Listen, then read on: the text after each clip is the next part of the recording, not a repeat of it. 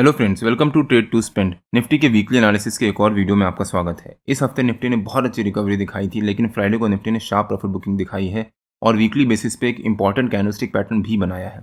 अगर हम निफ्टी का डेली चार्ट देखें एक बार, ये निफ्टी का डेली चार्ट है और पिछले हफ्ते मंडे को निफ्टी ने एक ह्यूज गैप अप ओपनिंग दी थी। प्राइमरली उसका रीजन था कि जो गवर्नमेंट ने जीएसटी के रिफॉर्म्स में चेंजेस करने की प्रपोजल रखा है, उसकी वजह से मार्केट ने उसको पॉजिटिव लिया और एक अच्छी खासी गैप अप ओपनिंग दी और उसके बाद उस रिकवरी को कंटिन्यू भी किया। लेकिन यहाँ पर फ्राइडे को निफ्टी ने एक शार्प प्रॉफिट बुकिंग दिखाई। अब अच्छी खासी रिकवरी चल रही थी, लेकिन फिर भी फ्राइडे को एक शार्प प्रॉफिट बुकिंग क्यों आई? मेरे हिसाब से फ्राइडे को जो प्रॉफिट बुकिंग आई है उसका मेन रीज़न वीकेंड था।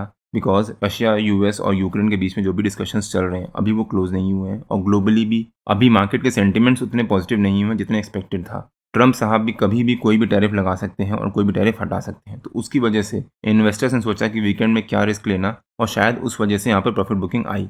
और मैं ऑलमोस्ट अपने हर एक वीडियो में कवर करता हूँ कि कोई भी इवेंट बेस्ड अगर रिएक्शन होता है मार्केट का तो उसका इम्पैक्ट 3-4 दिन का रहता है। और जीएसटी रिफॉर्म्स का गवर्नमेंट ने प्रपोजल दिया था, वो भी एक इवेंट बेस्ड रिएक्शन था और मार्केट ने मंडे को उसके ऊपर रिएक्ट किया और 3 दिन उसको कंटिन्यू किया और फाइनली फ्राइडे को यहाँ पर प्रॉफिट बुकिंग आने के चांसेस थे, जिस वजह से मेरे ख्याल से मार्केट ने प्रॉफिट बुकिंग दिखाई।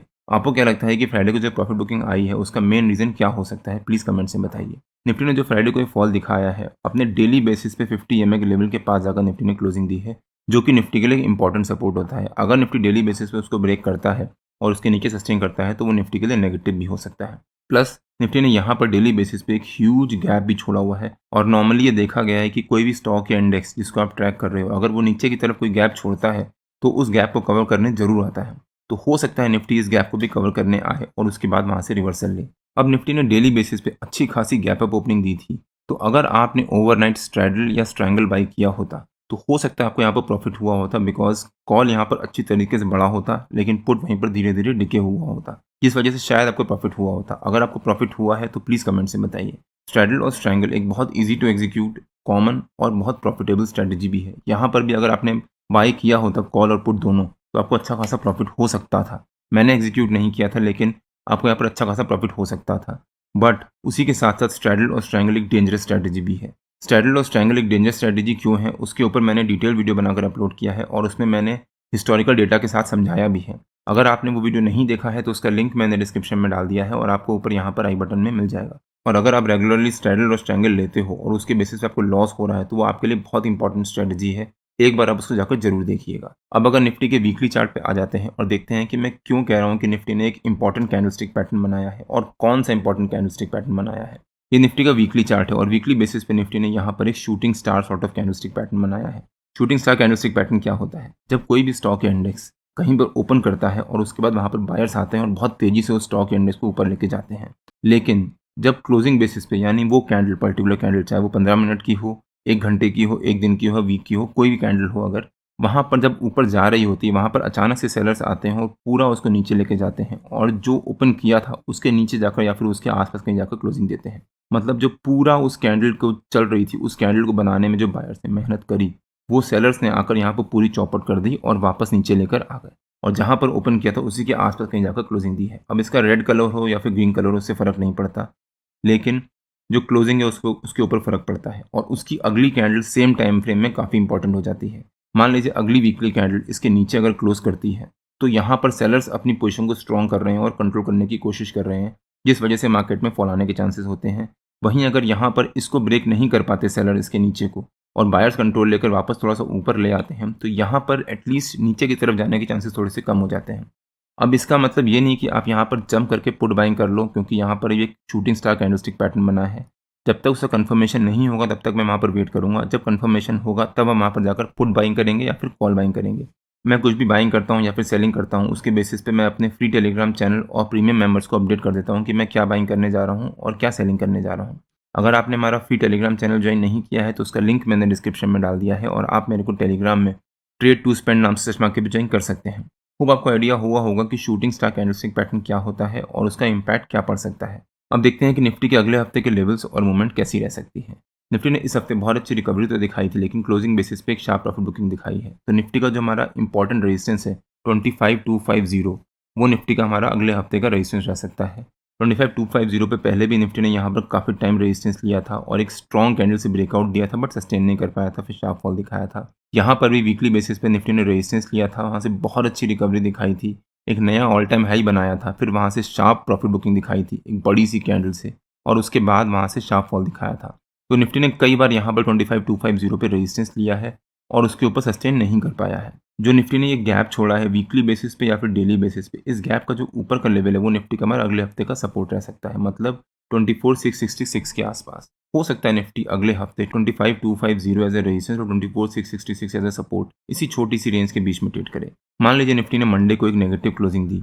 मंडे को अगर निफ्टी नेगेटिव क्लोजिंग देता है, मतलब जो निफ्टी का ये वीकली कैंडल का लो है, जो शूटिंग स्टार कैंडलस्टिक पैटर्न का लो है, उसके लो के नीचे अगर निफ्टी सस्टेन कर जाता है और ट्यूसडे को मंडे के लो के नीचे सस्टेन करना शुरू करता है शुरू के 1 घंटा, तो वो निफ्टी के लिए काफ़ी नेगेटिव हो सकता है और हो सकता है फिर निफ्टी में एक शार्प फॉल आए, बिकॉज वो sort of shooting star candlestick pattern का कंफर्मेशन होना शुरू हो जाएगा और वहाँ पर सेलर्स अपना कंट्रोल लेना शुरू करेंगे और बायर्स धीरे धीरे अपना हाथ छोड़ेंगे, जिस वजह से हो सकता है मार्केट में अब शार्प प्रॉफिट बुकिंग आए। लेकिन मुझे उम्मीद है कि निफ्टी में इस हफ्ते साइडवेज मूवमेंट रह सकती है और हो सकता है निफ्टी इसी रेंज के बीच में क्लोजिंग दे। क्यों? क्योंकि जीएसटी के जो रिफॉर्म्स आने हैं, अब हो सकता है मार्केट उसका वेट करे। मंडे को यानी कल एक ह्यूज गैप अप ओपनिंग भी हो सकती है, बिकॉज जो यूएस में मार्केट में रिएक्शन दिखाया है उसका इम्पैक्ट मार्केट में पड़ सकता है और हो सकता है निफ्टी मंडे को एक अच्छी खासी गैप अप ओपनिंग दी। उसको समझ के आप कॉल बाय या फिर पुट सेल करके मत जाइएगा, वो एक ट्रैप भी हो सकता है। जब तक उसका कंफर्मेशन ना हो तब तक हम वहाँ पर बाइंग या सेलिंग नहीं करेंगे। तो मेरे ख्याल से निफ्टी इस हफ्ते एक साइडवेज मूवमेंट ट्रेड कर सकता है, या फिर जो निफ्टी ने एक गैप छोड़ा था इस गैप को फिल कर सकता है और हो सकता है निफ्टी इसी रेंज के बीच में क्लोजिंग दे। अगर निफ्टी इस रेंज के बीच में क्लोजिंग देगा तो वीकली बेसिस पे निफ्टी फिर से एक रेंज बनाना शुरू कर देगा, जो कि निफ्टी के लिए इंपॉर्टेंट हो जाता है। और उसके बाद जब ब्रेकआउट होगा, बिकॉज सितंबर एंड तक या फिर अक्टूबर फर्स्ट वीक तक जीएसटी के जो भी चेंजेस गवर्नमेंट ने प्रपोज किए हैं उसका आउटकम आ जाएगा। हो सकता है मार्केट के लिए पॉजिटिव हो और मार्केट उसके लिए पॉजिटिव रिएक्ट करे। और अगर निफ्टी ने अब हमारे रेजिस्टेंस को ब्रेक किया और उसके ऊपर सस्टेन किया तो निफ्टी में अच्छी खासी शार्प शॉर्ट कवरिंग आएगी, जिसके बारे में हम लोग कभी और डिस्कस करेंगे जब मार्केट इस रेजिस्टेंस को ब्रेकआउट देगा। और अगर निफ्टी ने हमारे सपोर्ट को ब्रेक कर दिया, उसके नीचे सस्टेन कर दिया, तो निफ्टी फिर वीकली बेसिस पे निफ्टी का जो फॉल्ट रह सकता है वो 24,333 के आसपास, जो निफ्टी ने ये रेंज बनाई है इस रेंज का नीचे का लेवल है। होप आपको आइडिया हुआ होगा कि निफ्टी के इस हफ्ते के लेवल्स और मूवमेंट कैसी रह सकती है। अगर आपकी कुछ क्वेरीज हैं तो प्लीज़ कमेंट से बताइए, मैं उसका आंसर देने की पूरी कोशिश करूंगा। अब अगर निफ्टी के 15 मिनट के चार्ट पे आ जाते हैं और देखते हैं कि निफ्टी के कल के लेवल्स और मूवमेंट कैसी रह सकती है। पिछले हफ्ते निफ्टी ने एक अच्छी खासी रिकवरी दिखाई थी और फ्राइडे को नेगेटिव क्लोजिंग दी थी, तो हमने वहाँ पर निफ्टी में ज़्यादा कुछ ट्रेड नहीं लिए, लेकिन हमने स्टॉक स्पेसिफिक बाइंग करी थी और वहाँ पर हमारे को अच्छा प्रॉफिट भी हुआ था। और उसके बारे में मैंने अपने प्रीमियम मेंबर्स को एडवांस में अपडेट किया था कि मैं क्या बाय कर रहा हूँ, किस लेवल पे बाय कर रहा हूँ और उसका स्टॉप लॉस और टारगेट क्या हो सकता है। प्लस मैंने अपने यूट्यूब वीडियोस में भी अपलोड किया था कि मेरा स्टॉक ऑफ द डे कौन सा है और उनका बाइंग प्राइस क्या है। आप यहाँ पे चेक भी कर सकते हैं और उसके बारे में मैंने एडवांस में अपडेट किया था। अगर आपने हमारा यूट्यूब चैनल सब्सक्राइब नहीं किया है तो प्लीज़ सब्सक्राइब कर लीजिएगा, बेल आइकन जरूर हिट कर लीजिएगा, सो दैट मैं जब भी अपना स्टॉक ऑफ द डे का वीडियो अपलोड करूँ आपको एक नोटिफिकेशन आ जाए। ये निफ्टी का 15 मिनट का चार्ट है और फ्राइडे को निफ्टी ने एक शार्प प्रॉफिट बुकिंग दिखाई थी। प्लस जो निफ्टी का 200 ईएमए का लेवल है 15 मिनट के चार्ट पे, उसके नीचे जाकर निफ्टी ने क्लोजिंग दी है, जो कि निफ्टी के लिए नेगेटिव हो सकता है। लेकिन फेड का जो आउटकम आया था उसको यूएस मार्केट ने पॉजिटिव लिया था और एक अच्छी रिकवरी दिखाने के बाद क्लोजिंग दी है, तो उस हो सकता है निफ्टी भी उसको रिएक्ट करे और कल यानी मंडे को एक पॉजिटिव ओपनिंग करे।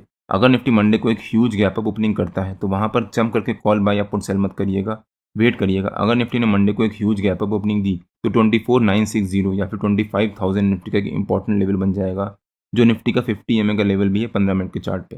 हो सकता है निफ्टी फिर उसके पास जाकर एक रेंज बनाना शुरू करे। अगर निफ्टी मंडे को एक ह्यूज गैप अप ओपनिंग देता है और वहाँ पर आधा पौन घंटा सस्टेन कर जाता है और उसके बाद पहली 15 मिनट की कैंडल के हाई को ब्रेक करके उसके ऊपर सस्टेन करता है, तब निफ्टी में एक अच्छी खासी शार्प शॉर्ट कवरिंग आ सकती है और हो सकता है फिर निफ्टी यहाँ से पॉजिटिव रहे और एक अच्छी रिकवरी दिखाने के बाद क्लोजिंग दे।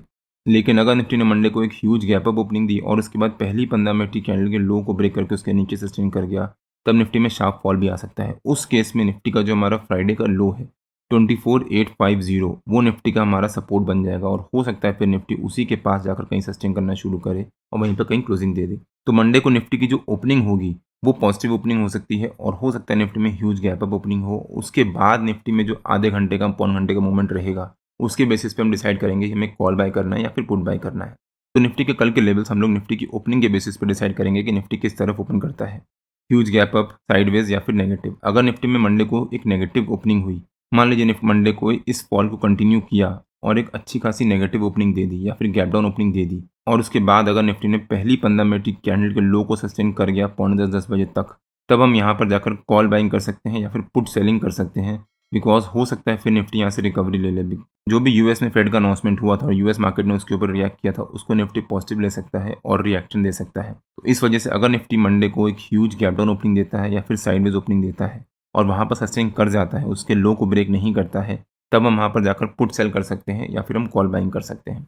जो भी मैं करूँगा, सेलिंग करूँ या बाइंग करूँगा, उसके बारे में मैं अपने प्रीमियम मेंबर्स को और फ्री टेलीग्राम चैनल में अपडेट कर दूंगा। अगर आपने मेरा फ्री टेलीग्राम चैनल ज्वाइन नहीं किया है तो उसका लिंक मैंने डिस्क्रिप्शन में डाल दिया है और आप मेरे को टेलीग्राम में ट्रेड टू स्पेंड नाम से चश्मा के भी ज्वाइन कर सकते हैं। अगर आपको वीडियो अच्छा लगा हो तो please like, share and subscribe और बेल आइकन जरूर हिट कर लीजिएगा, सो दैट मैं जब भी अपना अगला वीडियो पोस्ट करूँ आपको नोटिफिकेशन आ जाए। कल मार्केट में मिलते हैं। टिल देन, जय श्री राम एंड जय हिंद।